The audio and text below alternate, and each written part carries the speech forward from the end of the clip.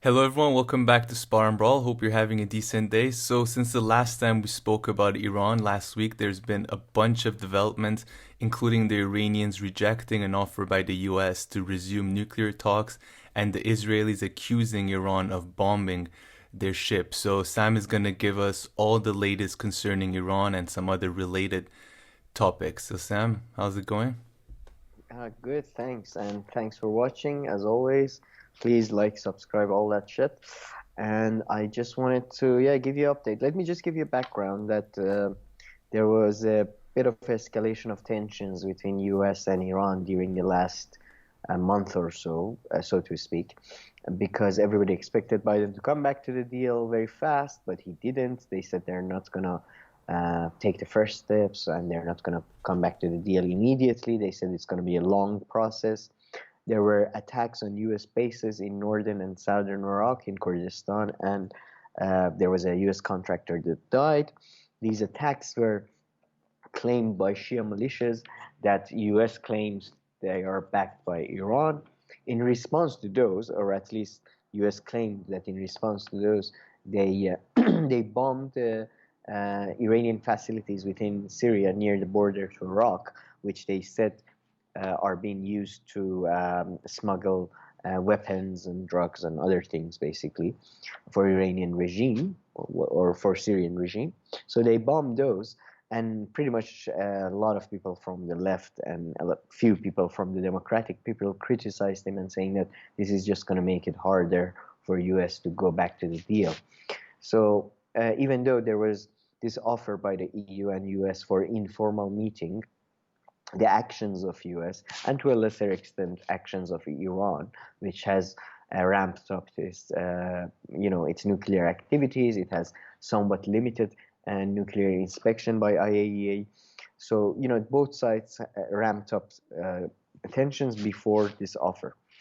Then there was this offer, but then Iran rejected this offer, and the spokesperson for the Ministry of Foreign Affairs of Iran said that considering the recent actions and positions that the US and the three European countries have taken, Iran does not find this to be the right moment to enter informal talks or any kind of negotiations. That's what they said. But Wall Street Journal, on the other hand, reports that Iran wanted guarantees that right after the informal meeting, there will be some kind of sanction relief, or at least certain sanctions will be lifted, or something like that. And US was not willing to give that guarantee. So even when it seems that they want Iran to come back to negotiations without anything, they're not willing to play a game and allow Iran to have at least the diplomatic victory, no matter how empty it is. So that seems to be the reason that those talks fell through. But interestingly, just a couple of hours ago, Ned Price, the spokesperson for the foreign for the Secretary of State, sorry, in U.S. they call Foreign Ministry State Department, so I don't understand that at all. But Ned Price came out and said that yeah, the door for negotiations open, and we are not picky, or we are not very, we are not tied to a specific time or a place for further talks or further negotiations, which is somewhat of a, it seems to be a bit of a retreat from their earlier position last week, I believe 5 days ago, when Ned Price said that U.S. patience for Iran to come back to the negotiation table has limits, which was seen is not unlimited. If I'm quoting him right, is not unlimited. So I think they were, yeah, it seems that at least rhetorically they seem to have backed off a little, and now they're saying that they're not, the door is open for further negotiations and talks at this moment.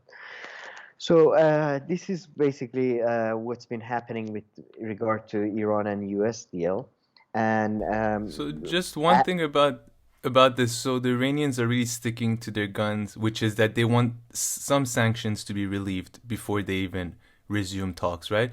But I guess the to other be thing, honest, yeah. even now they seem that Iranians kind of again said that they are willing to enter talks if, like, after the talks you announce.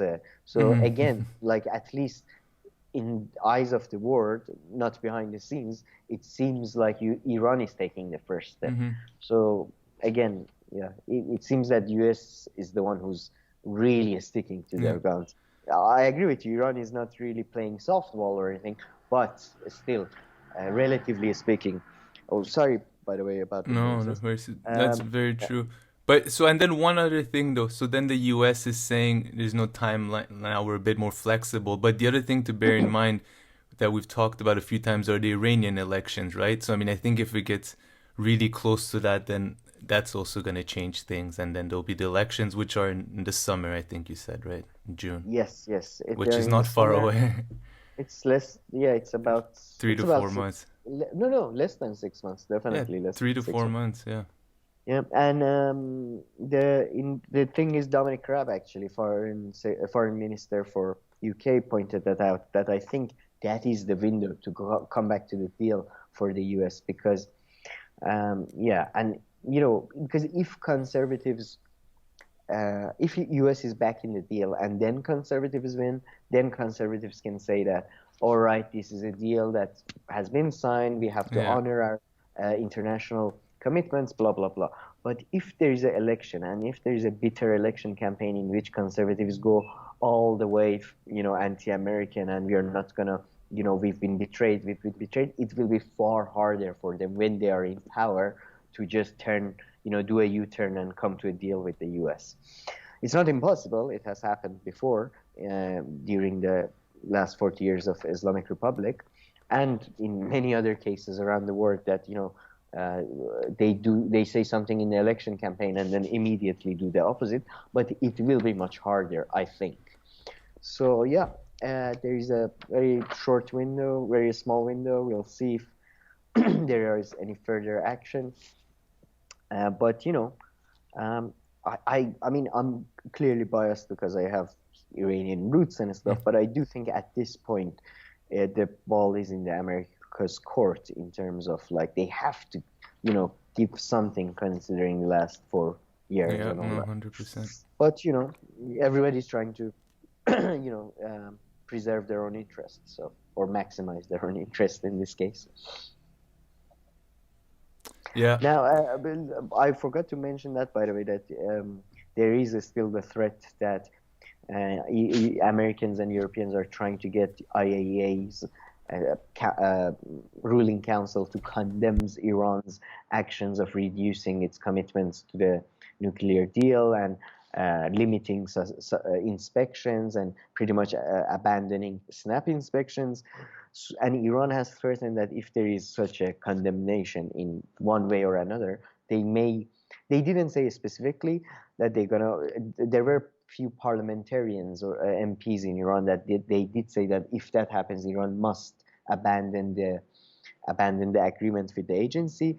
But so far, the officials from the government have said that there will be appropriate action, which may refer to the fact that they may at least further reduce their cooperation with the agency, or perhaps even abandon the agreement that is in place for 3 months.